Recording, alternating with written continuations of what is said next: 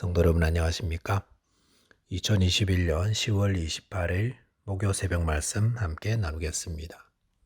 오늘 묵상할 하나님 말씀은 욥기 14장 1절에서 12절까지입니다.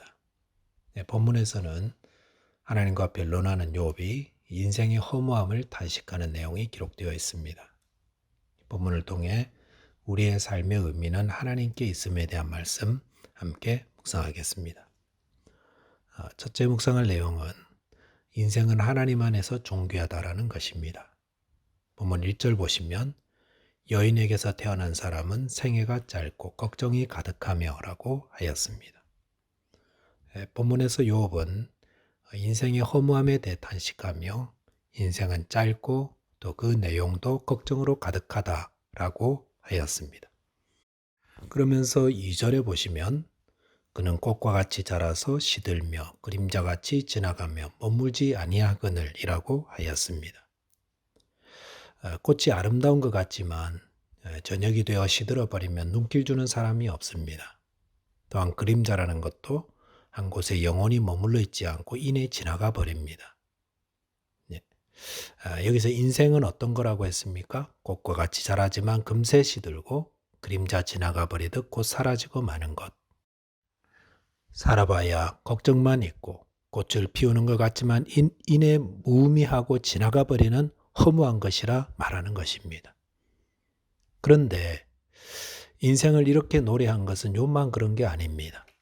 시편 90편 5절과 6절에 보시면 모세는 인생에 대해서 이렇게 말했습니다. 주께서 그들을 홍수처럼 쓸어 가시나이다. 그들은 잠깐 자는 것 같으며 아침에 돋는 풀 같으니이다. 푸른 아침에 꽃이 피어 자라다가 저녁에는 시들어 마르나이다 라고 하였습니다.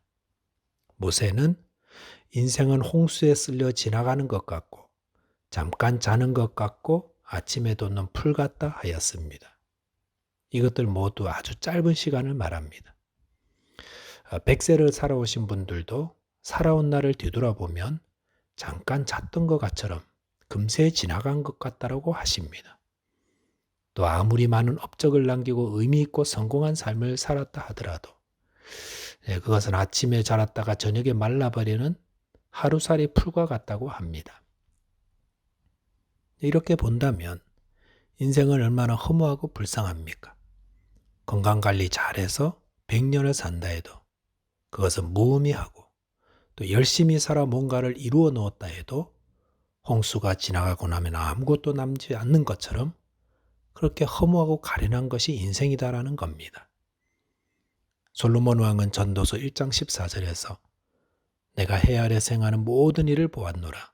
보라 모두 다 헛되어 바람을 잡으려는 것이로다라고 하였습니다. 인생이 무가치하다고 여겨지는 것. 이것이 이 땅을 살았던 수많은 철학자들이 발견한 내용입니다. 그리고 고난 가운데 있을 때는 더더욱 무의미하고 헛되어 보이는 것이 인생입니다. 그렇다면 이렇게 허무한 인생 어떻게 살아야 할까요? 로마서 8장 37절에 보시면 그러나 이 모든 일에 우리를 사랑하신 이로 말미암아 우리가 넉넉히 이기느니라라고 하였습니다. 인생을 승리하는 자는 어떻게 사는 자입니까? 우리를 사랑하시는 주님과 동행하며 주님의 뜻을 따르는 자입니다. 사람들은 자기 뜻대로 살기를 바랍니다. 그래서 자기 뜻, 자기 욕심 다 행하며 사는데 그런 사람 치고 보람되고 가치 있는 인생을 살았다고 확신하는 사람은 아무도 없습니다. 우리 인생이 가장 값지고 의미 있게 사는 것은 하나님의 뜻을 따라 주님과 동행하며 살 때입니다. 우리는 그렇게 살도록 만들어져 있습니다. 욥처럼 고난과 고통이 깊으면 인생은 더욱 허무하게 느껴질 수 있습니다. 그러나 그 가운데서도 주님을 의지하시기 바랍니다. 그리하여 우리를 사랑하시는 주님과 함께함으로 넉넉히 모든 것을 이기고 감당하는 자 되시기를 바라겠습니다. 둘째는 하나님을 소망할 때 값진 인생을 살 수 있다는 것입니다. 본문 7절 이하에 보시면 욥은 우리 인생을 나무의 삶과 비교하였습니다.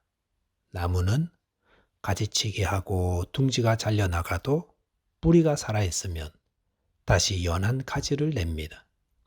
그런데 인생은 한번 잘려버리거나 죽어버리면 다시 찾을 수도 없고 소망도 사라진다 하였습니다. 그러면서 우리 인생은 얼마나 무가치한가라고 탄식하였습니다. 그런데 정말로 인생은 아무만도 못한 것일까요? 예, 그렇습니다. 어떤 인생은 정말 나무보다 못한 허무한 삶을 살아가고 있습니다. 언제 그렇습니까? 이 땅에만 소망을 두고 살아갈 때입니다.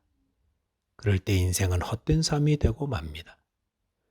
시편 39편 6절 7절에 보시면 다윗은 진실로 각 사람은 그림자같이 다니고 헛된 일로 소란하며 재물을 쌓으나 누가 거둘는지 알지 못하나이다. 주여 이제 내가 무엇을 바라리요? 나의 소망은 주께 있나이다라고 하였습니다. 다윗도 인생은 그림자 같다라고 했고 이 땅에서 재물을 모으지만 그것은 헛된 것이라 하였습니다. 많은 사람들이 물질을 많이 쌓을수록 인생은 더 의미가 있을 거라고 착각합니다. 이것이 물질에 소망을 두고 사는 자들의 모습입니다.